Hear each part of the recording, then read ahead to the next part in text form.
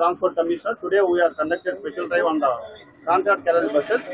Our Deputy Transport Commissioner, Mr. B. Chandar, formed 3 teams and instructed to check thoroughly who are violating the motor vehicle rules and regulations.